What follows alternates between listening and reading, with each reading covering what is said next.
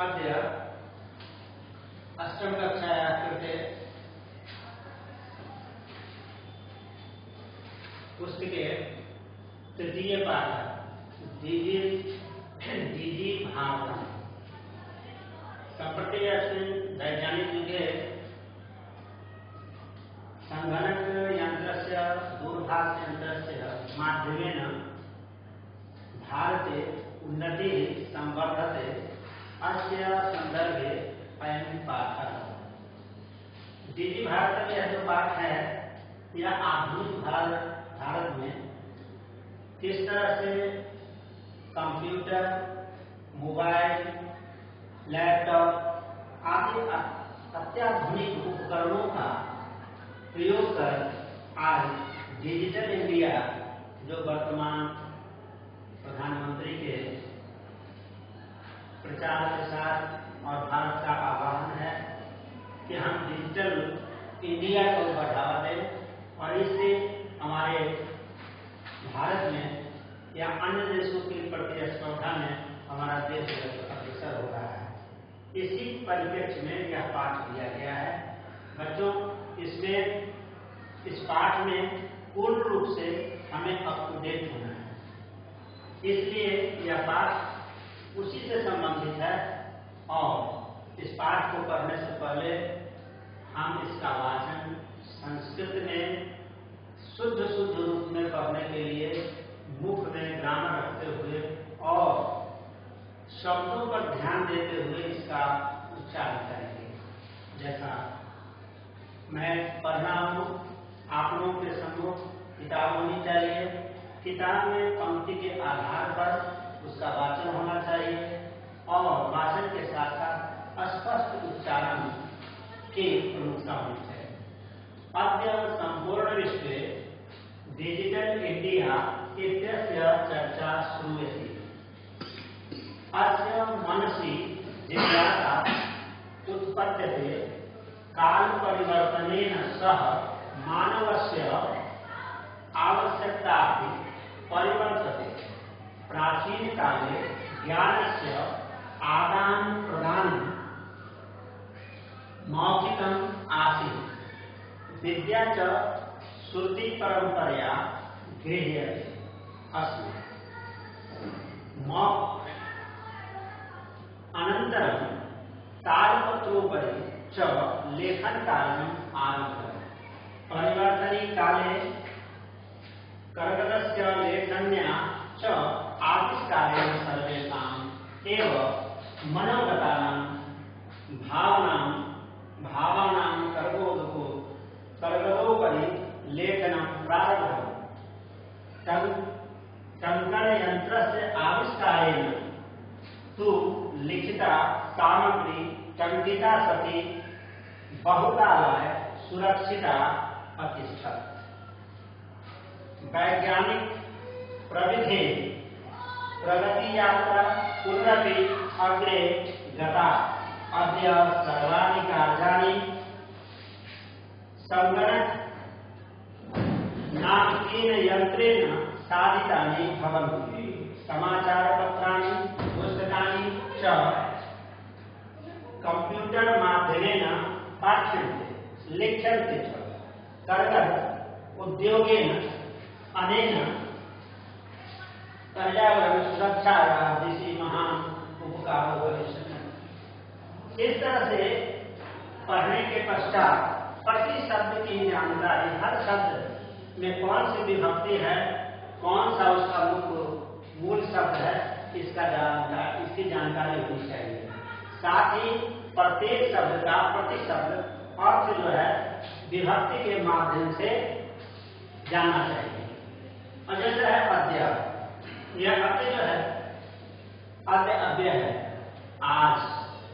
डिजी Bharat digital India के रूप में लिखा गया है, यह शीर्षक है। अद्य आज संपूर्ण विश्व में डिजिटल इंडिया इत्यस्य चर्चा श्रूयते। ऐसी चर्चा सुनी जाती है कि आज भारत में डिजिटल इंडिया हर जगह, हर विभाग, स्कूल से लेकर और बाहर तक हर जगह इसकी चर्चा सुनी जाती है। अस्य मनसि, इसके मन में, इस संबंध डिजिटल इंडिया के विषय के अनुसार इसके मन में जिज्ञासा उत्पन्न होती है, एक भावना, एक जिज्ञासा, एक इच्छा उत्पन्न होती है। काल परिवर्तन है ना, समय के परिवर्तन के साथ, अब यहाँ जो है सहयोग ने तृतीया है, साहस्य तृतीया, मानवस्य, मानव शब्द के षष्ठी में मानवस्य, मानव के आवश्यकता संधि है, यहाँ और विकारी है, आगे बाद आता है तो नेक्स्ट और जो है वो विकारी बन जाता है। तो आवश्यकता भी है कि परिवर्तन, इस परिवर्तन की आवश्यकता है डिजिटल इंडिया के लिए। इसलिए कहता है कि प्राचीन काल में ज्ञान से आदान प्रदान, प्राचीन काल में, आज से बहुत पहले, ज्ञान के आदान प्रदान को, हमारे पास जो ज्ञान है वो दूसरे तक किस तरह से जाए, तो इसके लिए आदान प्रदान का जो माध्यम था वो कौन था? मौखिक। शुरू जब शिष्य और गुरु की परंपरा में जब पढ़ाई होती थी आश्रम व्यवस्था में, तो वहां मौखिक, उस समय लिखित रूप में कुछ नहीं था, सिर्फ मौखिक। तो मौखिकम आसीत, ज्ञान का आदान प्रदान उस समय मौखिकता, श्रुति, सुनकर जो शिक्षा ग्रहण की जाए, तो इसीलिए मौखिक उस समय व्यवस्था थी। विद्या जो श्रुति परंपरा, जो यहाँ लिखा है उस समय की जो विद्या थी, और जो विद्या श्रुति परंपरा, सुन के गृह्यते अस्मा, भूतकाल में बनाने के लिए अस्मा प्रत्यय प्रथम पुरुष में जोड़ा जाता है, तो यह वर्तमान में अस्मा जोड़ देने पर भूतकाल, तो श्रुति परंपरा से उस समय शिक्षा ग्रहण की जाती है। अनंतर उसके बाद ताल पत्रों, तालपत्र, भोजपत्र, तालपत्र का नाम सुना होगा, उस पर लिखने का आरंभ हुआ। तो उस समय तालपत्र के ऊपर लेखन कार्य, उसी पर ब्लैक स्याही, ब्लैक जो भी है वह पहले तैयार की जाती है। एक ही प्रकार के सामग्री लेखन कार्य के लिए प्रयोग किया जाता है ब्लैक, तो उसी से लेखन कार्य आरंभ हुआ। भूतकाल, परिवर्तन कार्य, समय बदलता गया, धीरे धीरे समय बदलता गया, और परिवर्तन ही कार्य, परिवर्तित समय में कागज से बाद में चलकर आविष्कार के माध्यम से कागज का आविष्कार हुआ, और जब कागज का आविष्कार हुआ, कागज में कागज, तो कागज से लेखन, यहाँ कागज के लेखन, यहाँ लेखनी शब्द के षष्ठी एक वचन है, नदी शब्द के समान, तो लेखन लेखनी के द्वारा आविष्कार, और लेखनी का भी आविष्कार हुआ, कागज का आविष्कार हुआ, फिर लेखनी का आविष्कार, लेखन का आविष्कार, लेखनी के आविष्कार से सर्वे सामने षष्ठी बहुवचन है, सर्वे सामने समूह के लिए मनोगता, सभी के मन के अनुसार उनकी भावना को कर्म रूप में, यानी लोगों के मन की भावना को कर्म रूप में, यानी कागज के ऊपर, कागज के ऊपर लिखना प्रारंभ हुआ। कंकर यंत्र से आविष्कार, उसके बाद जब कागज पूर्ण रूप से प्रचलित हो गया, तब कंकर, पहले कंकर माध्यम से टाइपराइटिंग मशीन वह आया, और टाइपराइटिंग मशीन को लेकर आ गया कंकर यंत्र का आविष्कार। टाइपराइटिंग यंत्र के आविष्कार के द्वारा लिखता सामग्री टंकिता, तो उस समय टाइपराइटिंग मशीन के सामग्री से लिखे गए, और उसके सामग्री से टंकित होने पर बहुत दिनों तक ये टाइपराइटिंग मशीन के द्वारा सुरक्षित प्रतिष्ठान, इसलिए वह टाइपराइटिंग मशीन से कि जो लिखी हुई बात है उसको सुरक्षित रखेगा।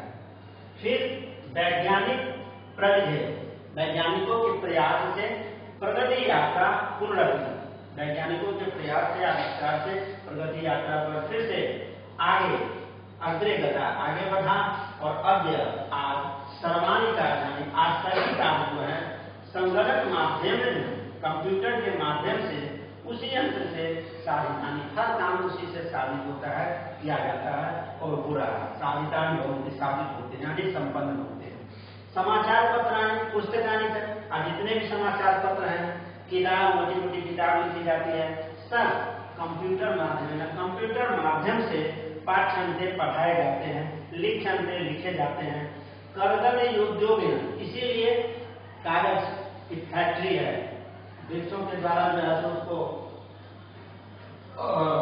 तैयार किया जाता है, वृक्ष को फैक्ट्री में भेजा जाता है, फिर उसको कागज में बना परिवर्तित कर दिया जाता है। और अनेन पर्यावरण सुरक्षिताया जैसी महान उपकार भविष्य। तो इस तरह से करने पर हमारा पर्यावरण जो है वो अधिक से अधिक सुरक्षित होगा और सभी दिशाओं में सबसे बड़ा उपकार होगा। कहने का अभिप्राय यह है कि ये किताब का जो फोटो स्टेट है वह भी मैं डाल रहा हूँ। अब इसके संबंधित व्याकरण है उसको मैं PDF माध्यम से डालूंगा।